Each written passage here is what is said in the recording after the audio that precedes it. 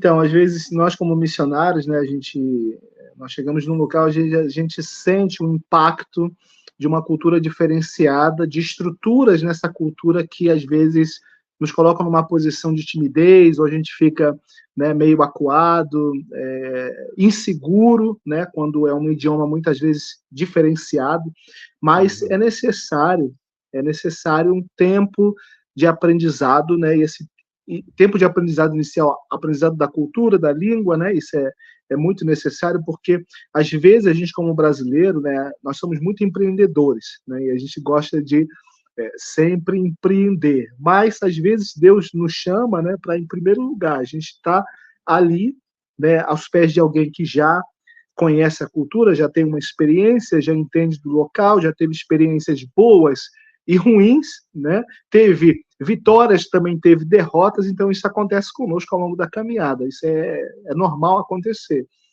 Então, eu acho que, assim, tudo tem um tempo certo para o Senhor, né? Eu lembro sempre quando Paulo chega em Éfeso, né?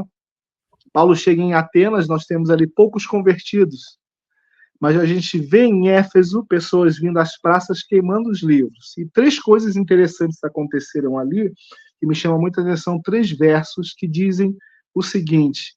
O primeiro verso diz que quando Paulo estava ali, né, pregando, e Paulo não estava sozinho, existia um grupo com ele, né, quando a gente lê de forma atenta Atos dos Apóstolos, juntando com as cartas do apóstolo, você percebe que Paulo nunca empreender uma viagem sozinho, mesmo porque naquela época, se você saísse sozinho numa viagem, se arriscasse, é arriscado você ser morto, né? Até mesmo com toda a segurança ali do Império Romano, mas pelo menos 4 pessoas, né? E essa foi a primeira viagem, pelo menos 4 pessoas, a gente lê ali direitinho, saíam, né, para empreender qualquer tipo de viagem, seja comercial ou evangelística, no caso da igreja primitiva, da igreja primeira, né? Então, isso é real. Então, quando Paulo chega ali em Éfeso, você tem a palavra de Deus nos dizendo que Deus fazia coisas maravilhosas através das mãos de Paulo. Ou seja, não era Paulo, era Deus fazendo, a gente sabe isso, Deus é soberano. Em segundo, diz que o nome de Jesus era engrandecido. Em terceiro, diz que a palavra de Deus crescia e prevalecia poderosamente. Ou seja, Deus faz, o nome de Jesus é engrandecido, a palavra de Deus cresce. Então é isso que a gente precisa focar e fazer. O nome de Jesus precisa estar sempre em evidência. A palavra de Deus precisa estar sempre em evidência. Como eu faço isso?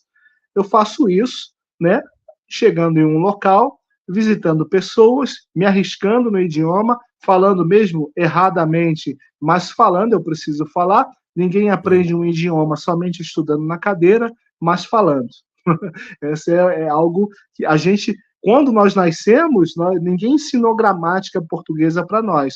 Nós primeiros começamos a falar, papai, mamãe, as primeiras palavras. Depois nós estudamos a gramática. Então, normalmente, o nosso foco, né, a gente vem, não, eu quero entender essa língua primeiro para falar depois. Errado. Primeiro você começa a falar, é tudo junto, né? Vai tudo em sequência. Mas a prioridade para aprender um idioma é falar. E graças a Deus, nós tivemos essa oportunidade de aprender